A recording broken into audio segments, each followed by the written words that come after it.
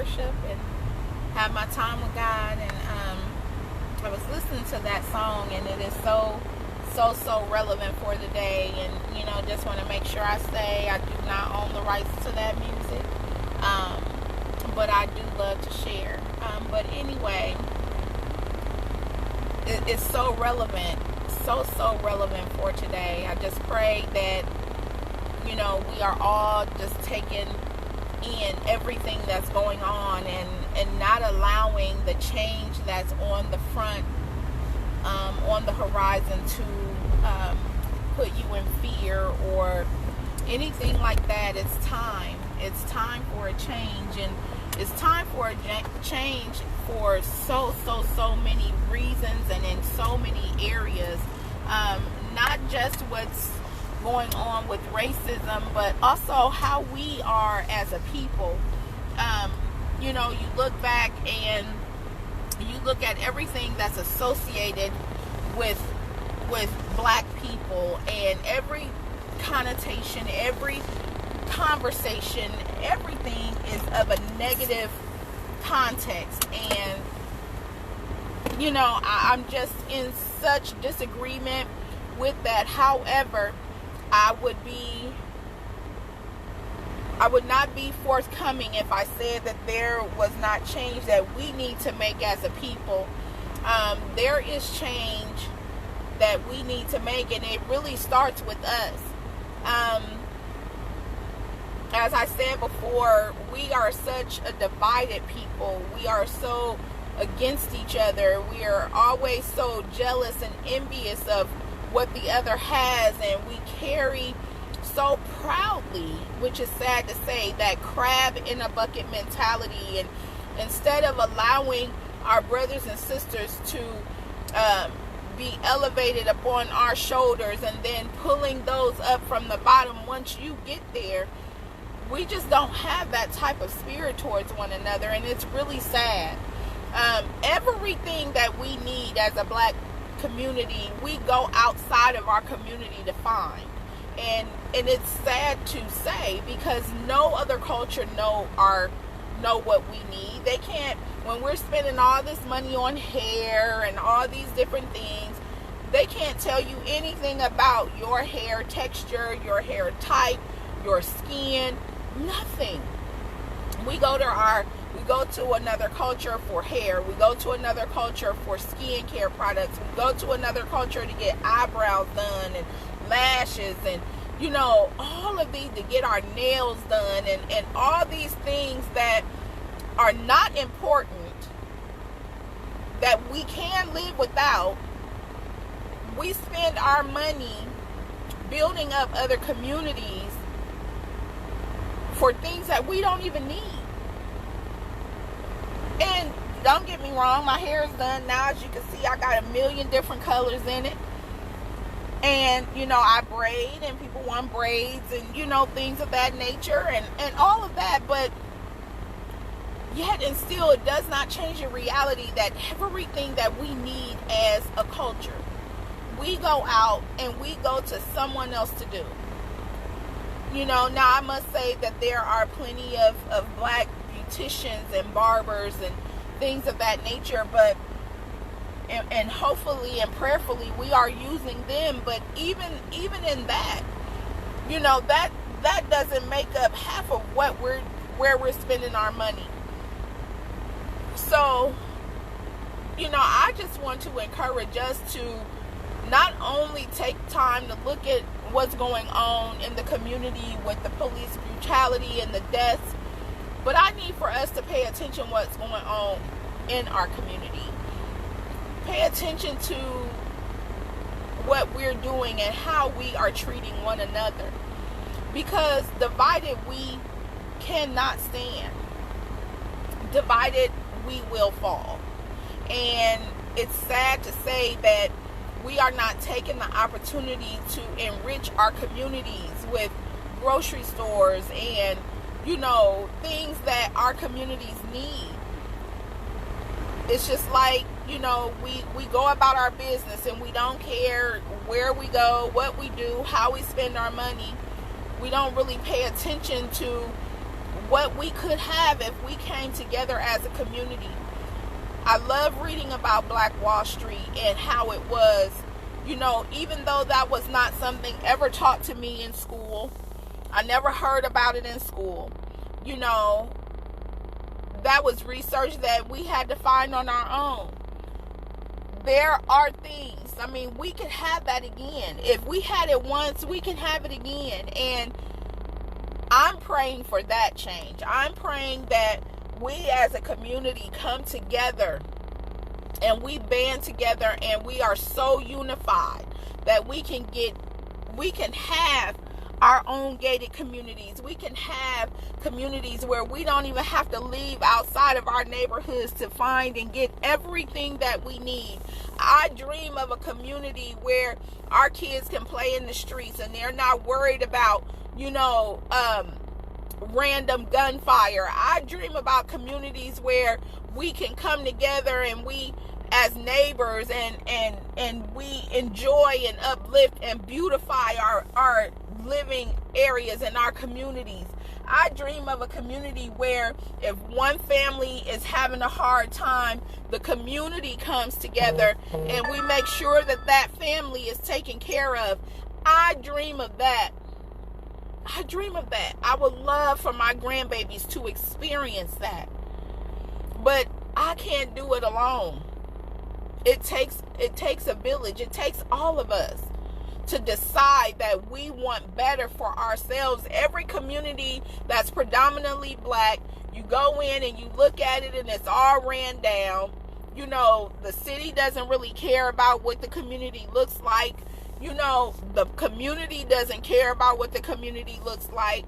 We have to change our mentality. We have to stop being destructive to the things that we do have and start taking care of it and pouring into it so that we can continue to build and have something to be proud of. It's not right for a white person to feel like they have the right to just take our lives because they, quote, fear us, because we're a threat. How are we a threat? How? Could it be because we are a threat to one another? I would venture to say it's an excuse that they use to feel like they have the right to protect themselves, which means that if they feel that they were threatened, they have the right to kill because they felt threatened. Well, the color of my skin can't threaten you. The color of my skin doesn't have anything to do with harming you. So I would just pray, you all, that get out there and talk to people. Talk to your neighbors. Talk to young men and young women that are out here. We need to teach our young men and women the value of life and the value of a Black life. Because our young kids are out here and they wilding out. They don't care about life. They don't care about their life or anyone else's life. And society built that for a reason. When they began to take God out of schools and there was no more prayer, it started. When they took away paddling and then began to tell parents that they couldn't discipline their children and all of these things, it began to happen. And my mother always told me that when you spare the rod, you spoil the child. And we have a bunch of children running around here with no discipline. And worse than that, they're running around here with no relationship with God. And that is a recipe for destruction. So I pray that we as a community begin to find where our place is in the community and what we can do to make our communities better. What can you do? What can you contribute? You're not going to be able to do it alone. But when you put your ingredient with her ingredient and she put hers with theirs and they put theirs with theirs, we have a recipe for success. We have gone through some things. My mother recently passed away. She was 89 years old. She left and imparted a lot of wisdom into us. And We need each other. Her door was always open to anybody that needed it. She never asked questions. Up until she passed away, I could come to Fort Wayne and to see her and surprise her, and 9 times out of 10, I could walk right into her house. She wouldn't lock her doors, and I'm like, Mama, you know, the world is not like it used to be. You have to lock your doors. Baby, I'm not worried about who comes in here. They got to go through Jesus before they get to me. But she always had that mentality. She said that you never know who's going to come in the wee hours of the night that may need help. And that was her thought process, and it was always that.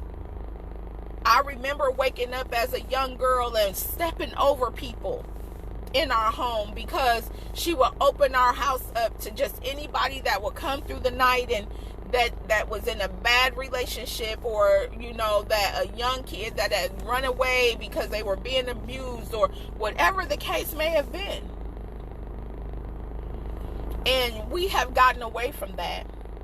I remember going to the store, and she would always say, go check on so-and-so on your way to the store and make sure they don't need anything. And in my thought, I'm like, man, I already got to walk to the store. Now I got to walk way down here first. It didn't matter. You better go down there and check to make sure they didn't need something. And they did the same. We took care of each other. The communities took care of each other. Now you can barely even speak to your neighbor. I just pray, you all, that everything that has gone on, from coronavirus to George Floyd to all of the other lives that have been lost, I pray that we as a community don't get so caught up in what the police are doing, but get wrapped up in what we can do to make things better for our communities and for our children and our grandchildren and our great-grandchildren. What are we going to leave them? What type of world, what type of community are we going to leave to them? Are they going to inherit from us? We all have a role to play. We all have valuable insight. We all. And even if it's just embracing someone, even if it's just taking some time out and gathering some young people at the park and having a question and answer. And not only a question and answer, but truly listening and doing what it takes to make those changes that needs to be made. We can't say, I'm glad that ain't my child. That just don't make no sense, but they are. But you should feel like they are. Because that child, you don't know what circumstances they may have gone through in life. And if you have some guidance and some wisdom and some love that you can impart in them, that may be all that they need to see life differently.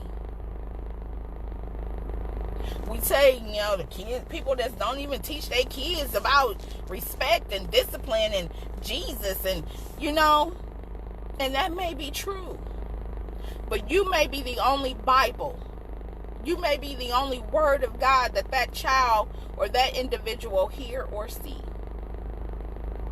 So I just pray that we all take some time and really think about what our children are going to inherit.